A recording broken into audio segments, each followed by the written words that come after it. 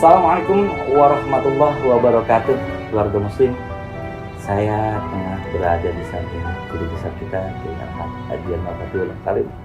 Saya lagi pengen beroase atau obrolan asik sejenak. Nggak usah berat-berat yang dibahas, tetapi kira-kira mudah-mudahan dengan ngobrol habis makan siang ini kita sama-sama mendapatkan pencerahan dari beliau. Dan kebetulan saya mau bertanya sama beliau tentang surah Al-Falaq, surah ke-113. Surah umum yang sering dibaca oleh orang, tetapi rasa-rasanya ini kayak ada sesuatu di surah ini. Mari kita kupas ya. Tapi sebelumnya Pak Kiai izin, Assalamualaikum warahmatullahi wabarakatuh. Waalaikumsalam warahmatullahi wabarakatuh. Saya takut kalau nggak bilang salam ke beliau, kekualat. Tapi kalau guru besar dari mana? Badan saya kecil. Ukuran sepatu kecil. Ukuran celana kecil. Ukuran celana kecil.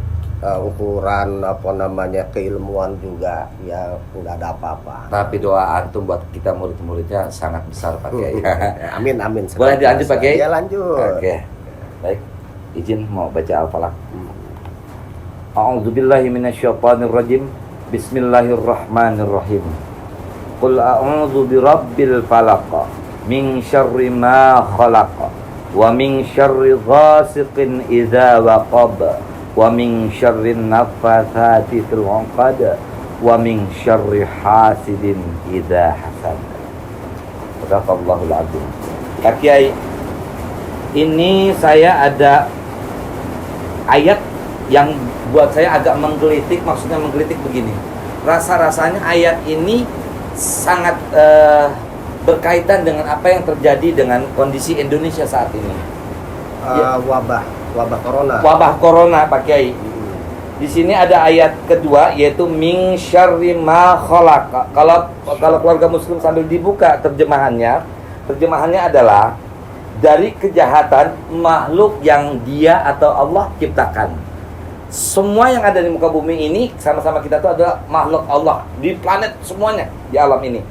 Maka corona adalah makhluk Allah juga, kira-kira begitu anggapan orang awam seperti saya Pak Kiai.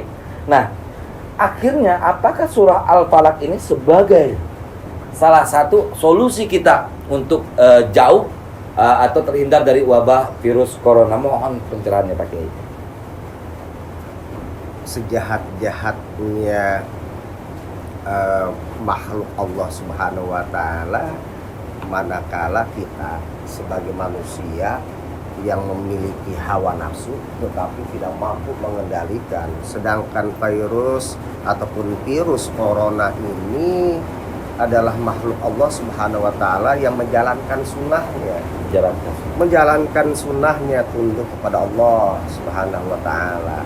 Hawa nafsu manusia, manakala manusia lalai untuk menjaga kesehatannya, manusia lalai untuk merawat lingkungannya, mengabaikan ketahanan kesehatan diri dan kesehatan lingkungan adalah sebuah kejahatan itu sendiri.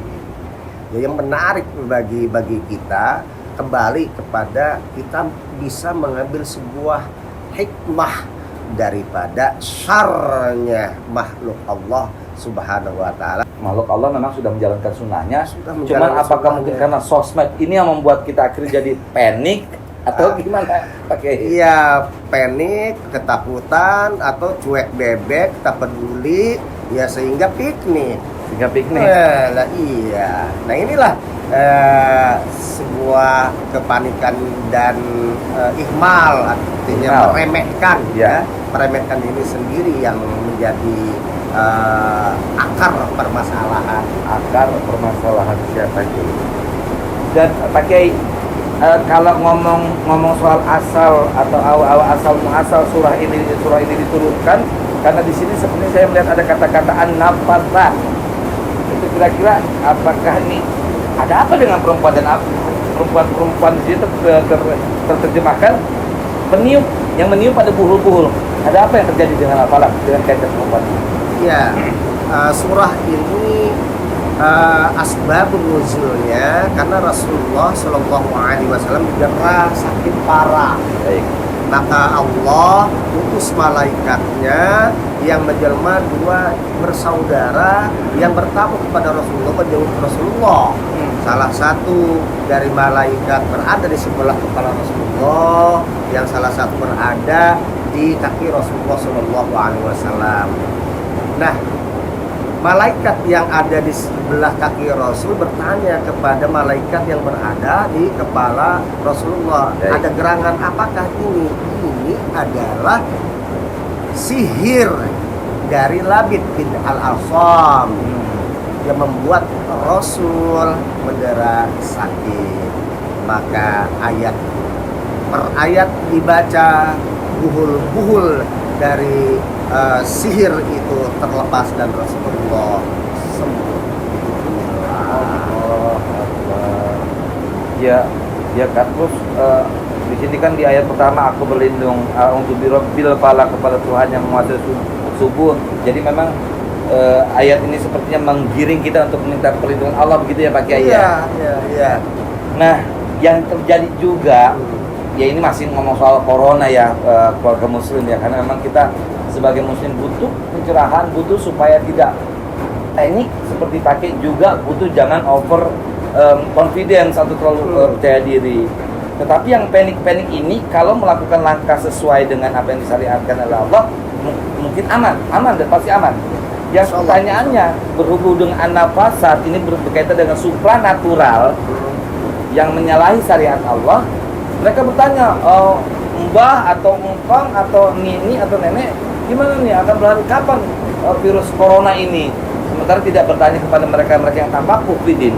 Itu seperti apa tuh korelasinya dengan pembahasan kita kali ini? Ya, tidak ada seorang pun yang tahu apa yang terjadi esok hari lihat dengan adanya virus ini. Apa yang harus kita lakukan? Tentu saja syariat penting. Syariat, baik, oke. Jaga kesehatan diri. Kemudian juga berdoa hadirat Allah Subhanahu wa taala, memohon perlindungan karena surah ini surah pangais bungsu, surah Al-Falaq. Kenapa pangais bungsu, Boy? Gimana tuh pakai? Pangais bungsu ini ayat 113 ya, sebelum ayat 114 yaitu An-Nas. Ya. Yaitu di mana manusia berada di ujung tanduk, di tengah-tengah ancaman, di tengah-tengah bahaya, di tengah-tengah dia berada dalam kondisi yang panik.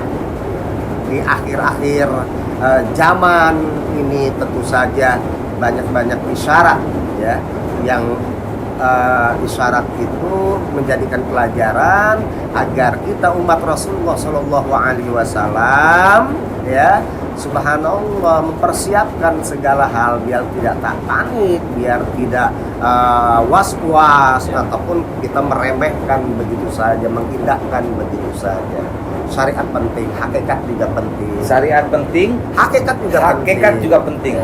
Ya, jadi ya, tidak hanya doa saja, tapi harus ada usaha kira-kira. Ada usaha. Begitu sebaliknya bagaimana? Iya, insya Allah semua akan cerah. Inama ma'al usri yusra, asal kita yakin, ikhlas, sabar, sungguh.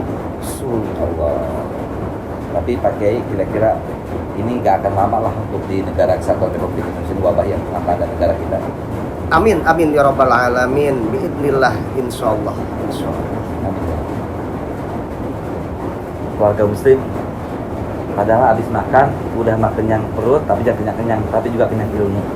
Bagai kuat barangkali ya, kita ini tidak selamanya membutuhkan nasi, tapi juga membutuhkan nasihat.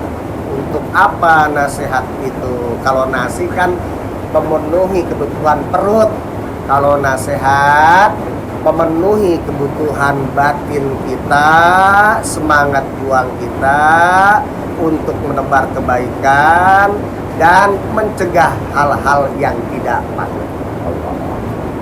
Luar biasa. Semoga Allah menjaga beliau dan menjaga para guru-guru kita semua dan menjaga kita semua. Indonesia hebat, Indonesia bisa memerangi corona. Assalamualaikum warahmatullahi wabarakatuh.